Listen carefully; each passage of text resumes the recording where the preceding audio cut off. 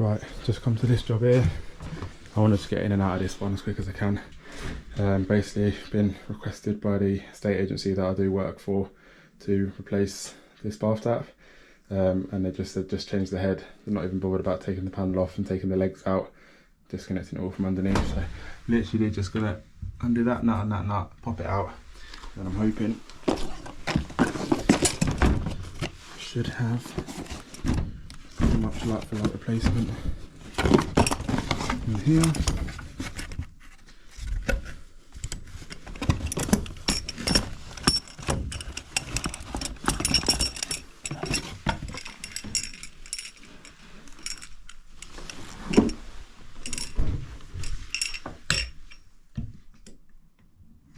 That'll be fine. Just turn the water off downstairs.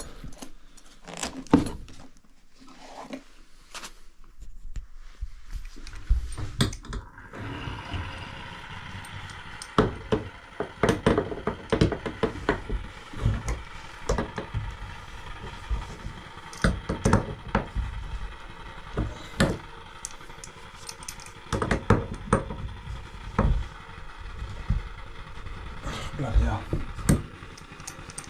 That one's a bit stiff. Okay. You want to mess about? Get the big boys out.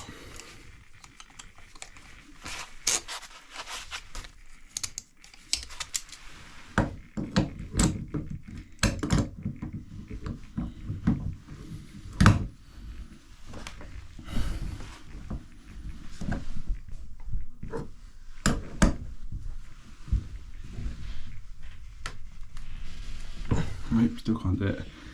Bloody hell. Why is that so stiff? Unless that's reverse thread. No, I don't think it is.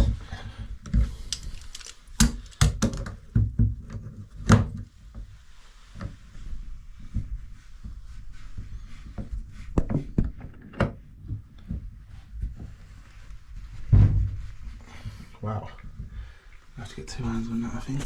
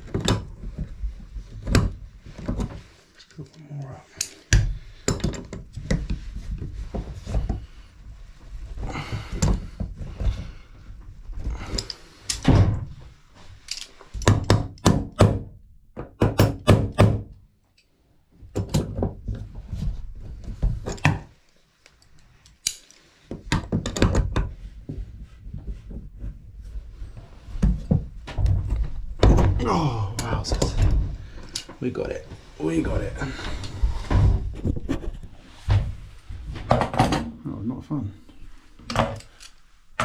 No, we haven't got it. I'll split the whole leg. Brilliant. That's how absolutely tight that was. I've never done that before. Okay, we're going to take the bath panel off and change it from underneath. Right, just whip the bath panel off. Just have a little look under this bath. See what's going on. It shouldn't be too bad. 15mm feeds. Just undo them back nuts. Might just have to renew the fibre washers. Other than that, it should be alright.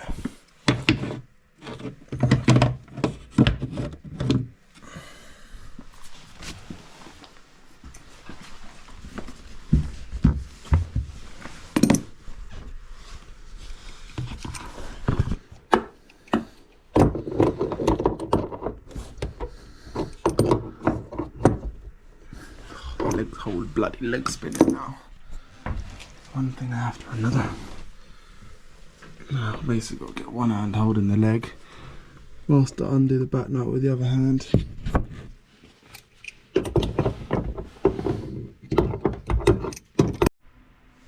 so it seems like this is just turning into the tap of hell. I've just split my finger open. I've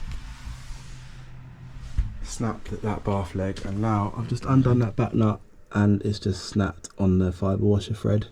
So it's just absolutely unbelievable. It's just completely split on the bath tap connection, which is just an absolute pain in the backside, because I don't think I've got any tap flexies on the van or any tap connectors for 3/4, which means I'm going to have to now shoot out to the suppliers, which is just brilliant. It's supposed to be a simple bath tap swap. Oh, keep smiling, it'll be alright. Okay, so we've got the legs off, all disconnected from underneath, and then what I'll do is I'll just chop it on the coppers low down just above the plastic couplings, and then what I'm going to do, just going to shoot out, just pick up a couple of flexies, 15mm to 3/4, we'll just cut them, compress them onto there, and then onto the new tap legs, so it should be alright. I'm going to shoot out and go and get them now. Right, just been to Screwfix, as you can probably see outside, so just picked up them flexies. There's jobs like this that can just stress you out, but you just gotta crack on. So I've got the flexies, 15 to 3/4. Picked up a couple of bits I need for a job tomorrow: garden tap, full bore lever valve, and a grab rail for elderly customer to put in there on the wall with the bath.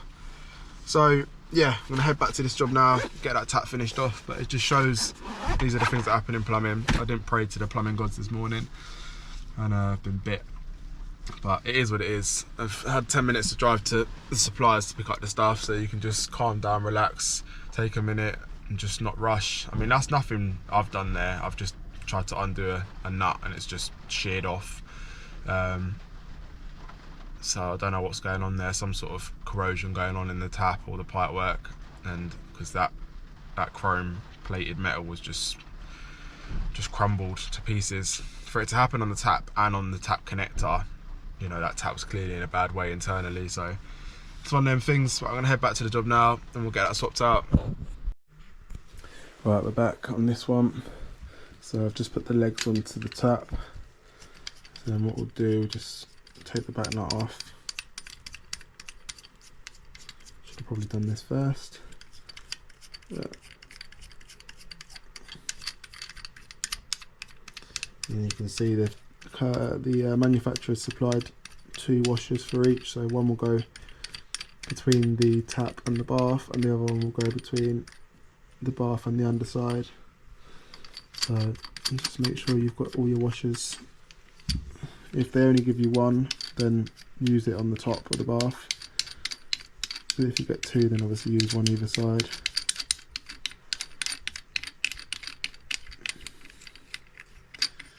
And sometimes you'll find with these washers as well, they have little sort of grooves on them. So I always do them so that the grooves are facing downwards, so they get a better bite onto the actual bath itself.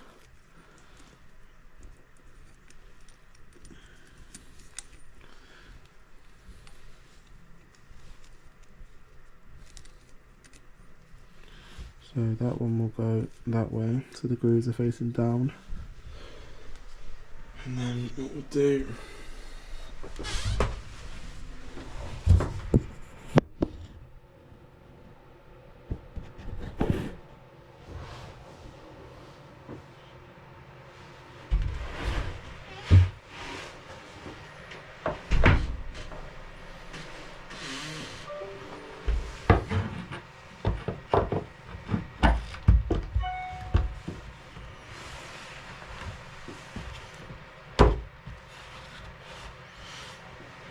like that.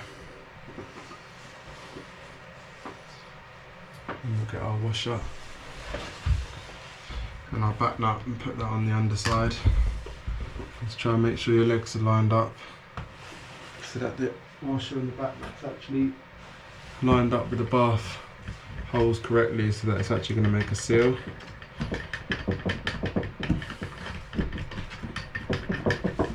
And I'm just tightening that underneath now whilst holding the top. So you sort of just got to use your feel with your fingertips. And get that wound in hand tight for now. I'll do the same on the other side. I'm just leaning underneath doing the hot now.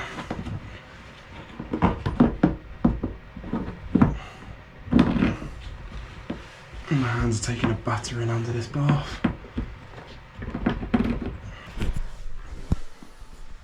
Right, so that's that in now. So we've got our 2 new legs to connect onto, and then we've got our flexies. So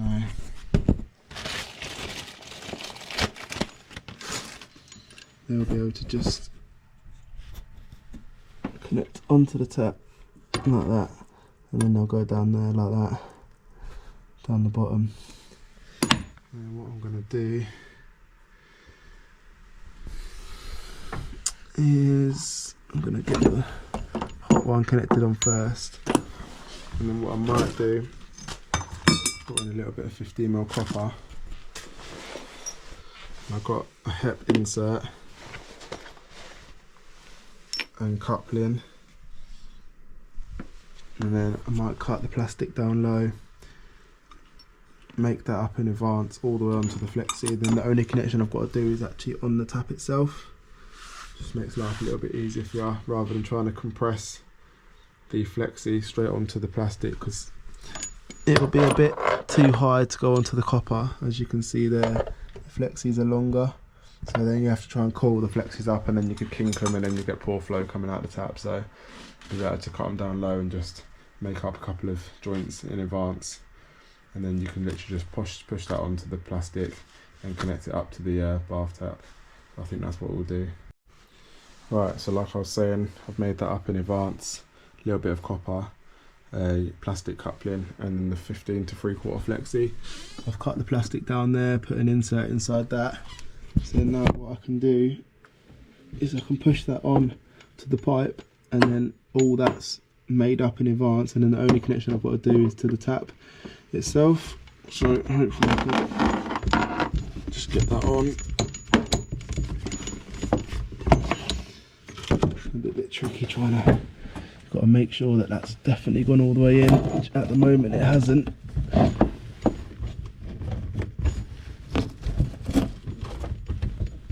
That's it. That's definitely gone on. And now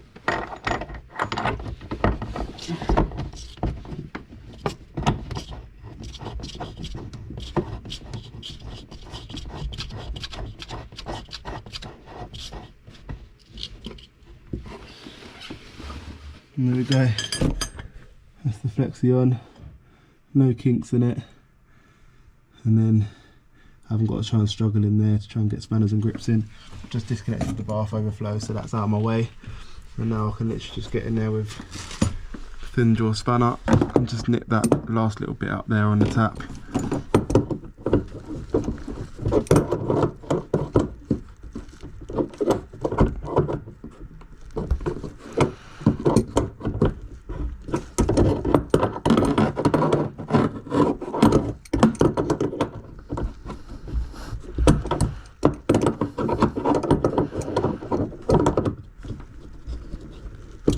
That'll do. And we'll do the same on the cold, which is a lot easier because it's closer to us. We'll get that one done, and then we can go downstairs, turn the water on and do our tests.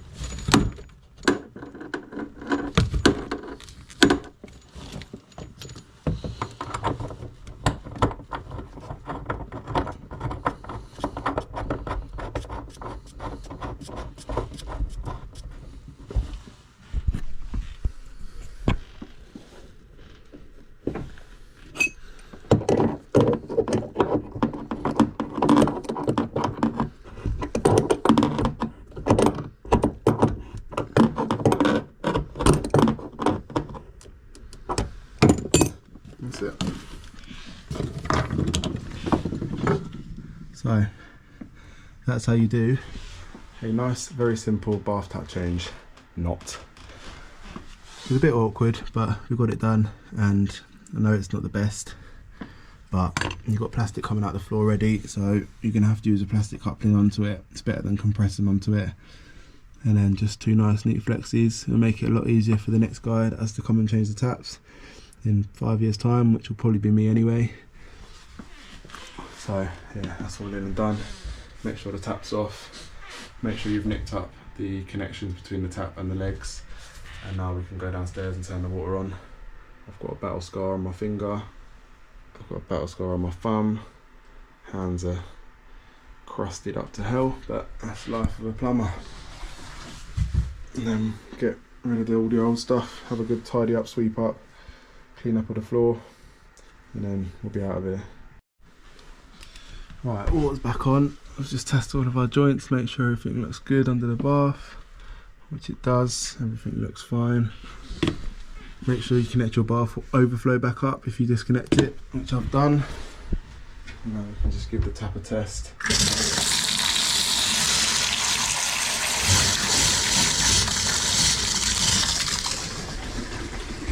Look underneath while it's running, make sure it's all good. Make sure it's getting hot. Got a combi boiler in this house.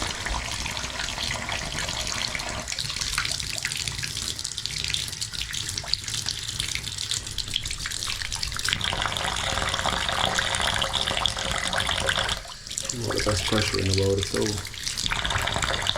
I might be running the tap downstairs actually. I'll clean all this bath out and then we'll get out of here. Just put the bath panel back, have a sweep up. That's all it. Done.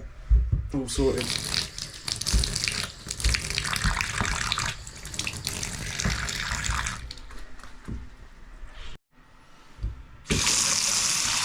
Now just put that filter off. There's a bit of debris caught in that, as you can see. You just got to make sure sometimes. I just questioned myself. I was like, I was on a combi. I know the pressure in this house is decent. I went downstairs and no one was running the tap. So it's always good to just double check your work, see what's going on, because clearly there was debris in the pipework and it got caught in the tap filter. But it's running a lot better now. So all sorted. Right, so this next job we've just been called out to is a dripping kitchen tap. So it potentially could have just been repaired with some new washers, but obviously as you can see the tap's in a pretty bad way. It's very alarm scaled up, so the customer just wanted to replace it. They've bought a new tap, which is a chrome one, going onto the existing white sink. So we're just going to basically swap it out. I'm having to do a voiceover on this because the customer was actually standing pretty much behind me for most of the job, just watching. So yeah, that was a bit annoying, but that's just something that tradespeople have to live with sometimes. So we're just going into this cupboard here, looking for the main stopcock, which just comes in here on 25mm poly pipe. So we're just going to turn the stop tap off and make sure that the water's completely isolated before we change the tap. There was isolation valves underneath the sink, but they looked in a pretty bad way, so sometimes it's best not to touch them. And then just go back to your tap, turn your tap on, make sure that the water's slowed down and then turns off, and then you know that the stop tap's worked correctly and the water has isolated, so you can cut the pipes knowing that you're not going to flood the place basically.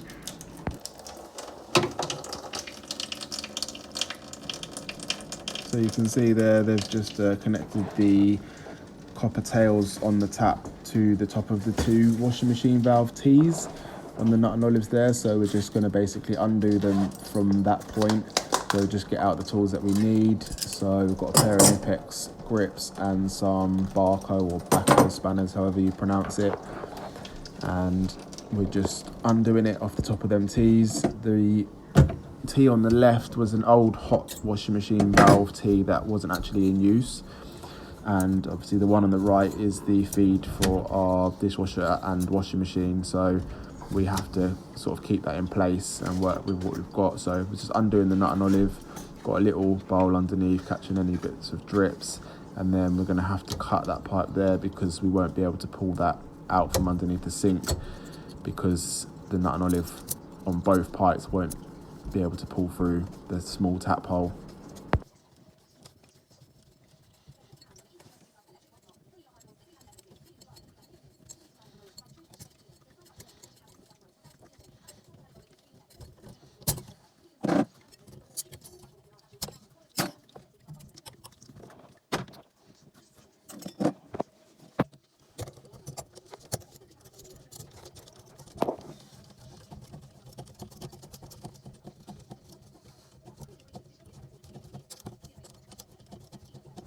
Okay, so just cutting through the hot and cold there to get the nut and olives off. We're just removing the earth clamps that were on the pipes going up to that tap, and then we can work on the actual tap itself and loosening that from the sink. So here you've got the back nut, which you can see is in quite a bad way.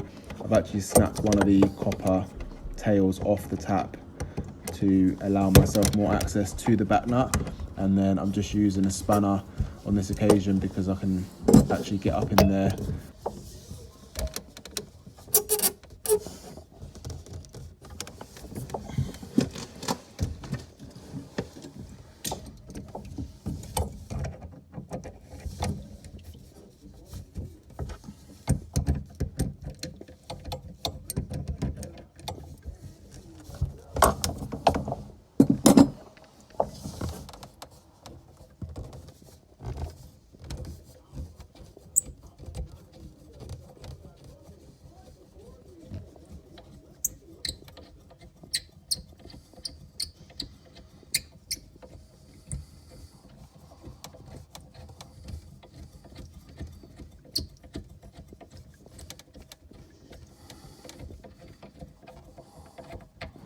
Okay, so there we've got the monoblock back nut completely off of the tap. So now I'm just using a screwdriver just to prise the back nut off a little bit because it was quite rusty. So just making sure that that's actually going to free up before we pull the tap out, which we can now see it's going to. So now we can climb out from under the sink and just basically pull the tap out. Just gave it a bit of a yank and out it came nice and easily.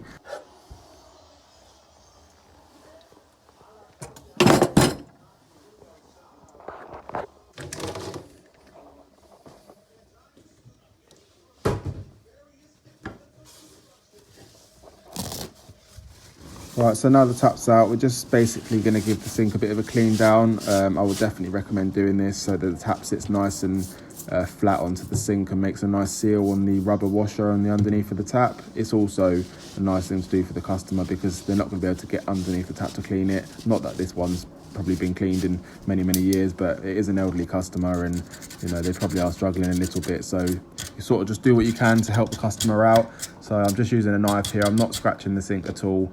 I'm just taking the scale off, and you can see it's quite thick. It's just probably years of build up of scale on here.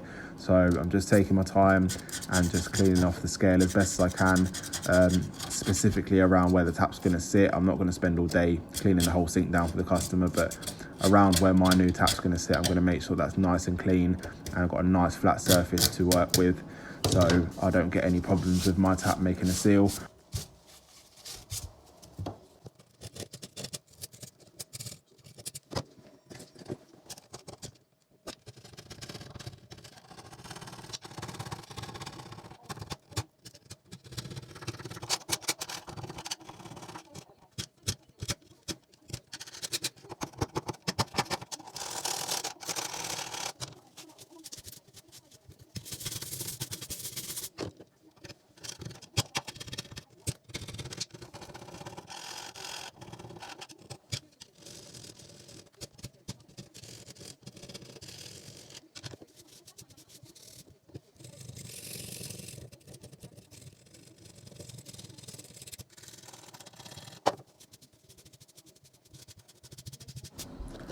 Okay, so I'm happy with the amount of scale that I've removed in the area that the sink tap's going to be. So I'm just going to start making the tap up now. So you just get your rubber seal that goes on the bottom of the tap, get that pushed in.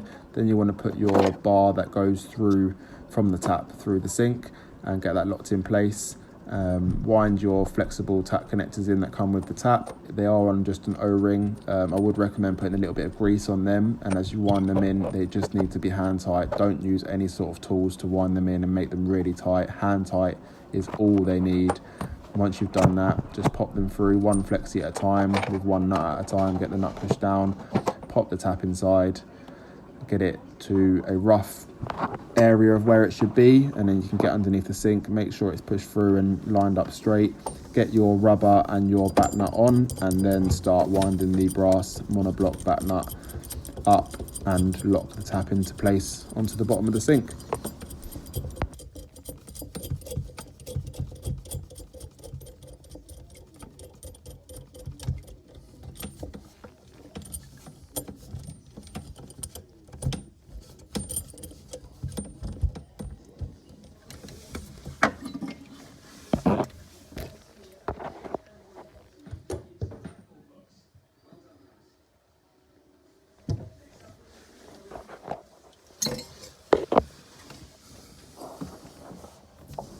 And now I'm happy that I've got the tap in the exact location I believe it should be.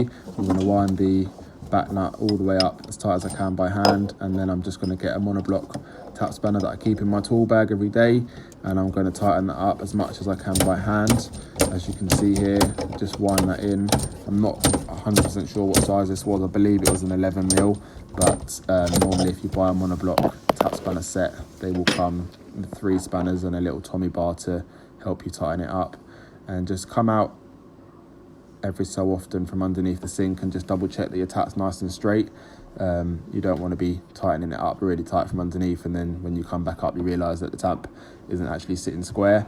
So always just come up and double check, and then once you're happy it's exactly again where it should be, get back underneath the sink with your monoblock spanner and tighten that up. I know there's other tools in the market you can use, but normally I just put a screwdriver in the hole and just tighten it up like that. Okay, so now the tap's all in place, we're just going to start actually piping the tap up. So now I'm just going to cut out the T for the washing machine valve on the hot side because that's no longer needed, and I'm just going to prep up what I need to install. So I'm going to be installing a new full bore isolation valve, and as you can see there, I'm using a rad tail straight into the top of the isolation valve. And the reason I do that is because obviously a rad tail has a nice flat face, almost like a male iron. So it saves you having to put another nut and olive on the isolation valve, a bit of copper and then a male iron, which especially if you're struggling for space is not ideal. So these short rad tail extensions work perfectly. They just wind straight into the isolation valve, and you can just pop that on, and the flexi from the tap will just wind straight on. And because it's a flat face, you have no risk of cutting the washer. Sometimes if you just use a normal isolation valve and wind the tap flexi on, it could potentially cut into the washer. I have seen it done, I have seen them leak, so you should really be using a flat face isolation valve or a male iron, or doing this way that I do with just a rad tail extension.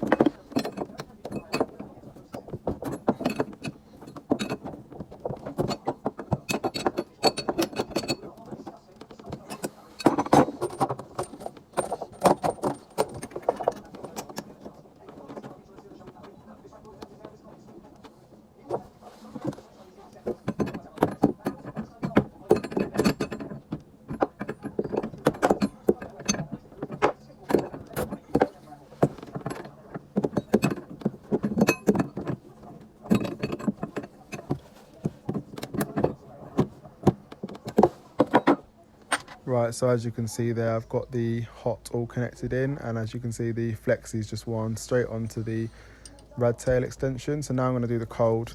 Now this is the bit where I'm probably going to get a bit of hate, but this was all I could do. I didn't have any press fit elbows in my van left, unfortunately, and I wasn't going to get the soldering gear out just to solder one elbow. So I've just put a nut and olive into the existing washing machine valve T with a speed fit elbow facing to the right. The reason I've done this is because the height of the existing pipework was too high. I've had to try and coil the flexi to wind onto the existing T. Then you've got the potential of cutting into the flexi, like I just said about on the hot. So this way I can do it to the right, get an isolation valve put on for the cold, and connect it on correctly. So that's all in and done. I'm turning the stopcock back on now and we can test all of our work.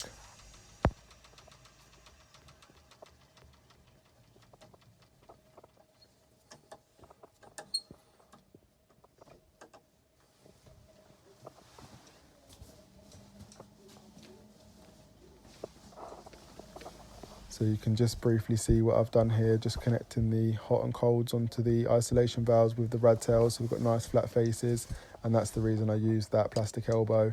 So it faced to the right, I could get a nice swooping bend on the flexi without kinking it.